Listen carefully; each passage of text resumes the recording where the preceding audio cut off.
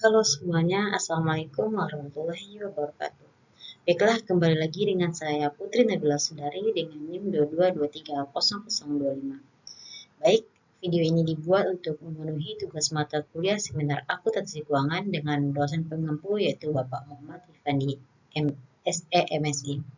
Baiklah, pada kesempatan kali ini saya akan mereview sebuah artikel dan saya akan mempresentasikan mengenai sebuah artikel dengan judul yaitu Swap Bermuda Lindung Nilai Dalam. Pertama yaitu pembahasan teori. Teori yang digunakan yang pertama yaitu Bermudan Swaptions dan risiko finansial. Bermudan Swaptions adalah opsi derivatif suku bunga yang memberi hak kepada pemegang untuk memulai swap pada beberapa tanggal tertentu. Instrumen ini kompleks karena mengandung fitur early exercise atau hak pelaksanaan dini yang membuatnya lebih sulit untuk di-hedging dibandingkan European swaptions. Kedua, keterbatasan model arbitrage bebas tradisional. Artinya model-model arbitrage bebas konvensional, misalnya Black atau LMM, mengasumsikan yang pertama biaya transaksi nol, yang kedua likuiditas sempurna, yang ketiga hedging waktu kontinu. Namun, asumsi ini tidak realistis di pasar yang sebenarnya dan bisa menyebabkan residual PNL laba rugi sisa yang menciptakan risiko gagal mencapai harga modal awal, ketidakmampuan mengontrol distribusi downside risk atau risiko kerugian ekstrim. Ketiga yaitu deep hedging, merupakan pendekatan berbasis machine learning atau ANN yang meminimalkan fungsi convex risk measure seperti CVAR, conditional value at risk. Keunggulannya fleksibel memilih metrik risiko, mampu mengelola drawdown dan variabilitas PNL, dan dapat menyertakan biaya transaksi dan batasan likuiditas, yang mana artikel ini menerapkan deep hedging untuk Bermuda swaptions, sebuah pendekatan baru karena umumnya hanya digunakan pada opsi Eropa atau opsi barrier. Kedua yaitu kasus yang dibahas.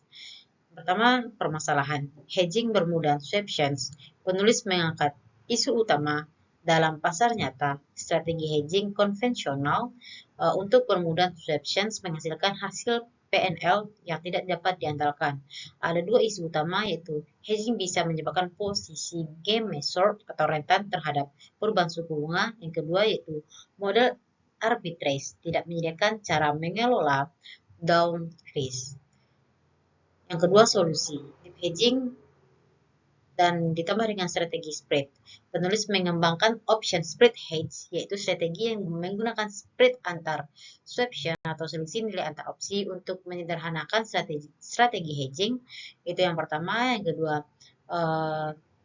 menjaga risiko downside tetap terkendali. Yang ketiga, memberikan interpretasi intuitif terhadap bobot hedging. Ketiga, objek penelitian atau sampel penelitian. Yang pertama objek. Produk utama Bermuda swaptions dengan 5 tanggal pelaksanaan, underlying, coterminal, interest rate swaps, instrumen hedging, swaptions, dan swap dengan struktur maturitas yang sama. Kedua, model simulasi pasar. Swap market berbumi modal atau SMBM digunakan untuk menghasilkan skenario harga yang arbitrage bebas, fokus pada swap rate dan volatilitasnya sebagai variabel keadaan. Ketiga, skema pelatihan. 4096 skenario pelatihan dan pengujian. Jaringan saraf atau ANN digunakan untuk strategi hedging, model keputusan exercise dini. Itu ada dua jaringan saraf yang digunakan. Keempat yaitu teknik analisis data. Yang pertama, teknik deep hedging framework. Masalah formulasi sebagai minimisasi CVAR terhadap distribusi PNL model neural network atau ANN yang digunakan untuk menentukan strategi hedging optimal. Hal ini juga diterapkan oleh resursive training. Setiap tanggal exercise dilatih secara berurutan agar stabil. Kedua, strategi hedging yang dievaluasi. Pertama, SI hanya menggunakan swap, SI plus S, swap dan swaption, SI plus S, M, swap dan multiple strike swaptions, SOS, Option Spread Strategi, SMAX, simplifikasi dari SOS. Ketiga, metodologi simulasi. Evaluasi risiko melalui mean P&L. Itu yang pertama. Yang kedua, percentile drawdowns P25, P50, dan P75. Yang ketiga, loss probability and expected loss. CVAR pada lambda sama dengan 0,95 dan 0,99. Baiklah, yang selanjutnya itu hasil penelitian. Yang pertama, kinerja model hedging. Deep hedging berhasil mengurangi downside risk dan variabilitas P&L terutama pada strategi SI plus S dan SI plus S, M. SOS dan SMAX cukup efektif untuk strategi dengan risiko lebih rendah dan interpretasi yang intuitif. Hedging berbasis swap saja atau SI menunjukkan risiko terbesar dan performa terburuk. Kedua, pengaruh parameter CVAR atau lambda. Semakin tinggi lambda, semakin konservatif dan defensif model. CVAR dapat mengendalikan seberapa besar risiko downside yang ingin dihindari trader. Ketiga itu uji ketahanan model.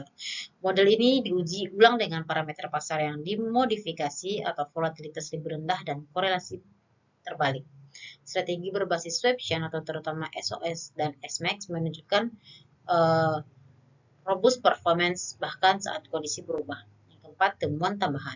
Strategi SOS tidak hanya efektif secara kuantitatif, tetapi juga memberikan interpretasi ekonomi yang jelas, yaitu sebagai kombinasi tertimbang dari swaptions yang mewakili probabilitas exercise. Deep hedging terbukti lebih fleksibel, realistis, dan adaptif dibanding dengan pendekatan arbitrage klasik. Sekian yang dapat saya sampaikan. Terima kasih atas perhatiannya. Assalamualaikum warahmatullahi wabarakatuh.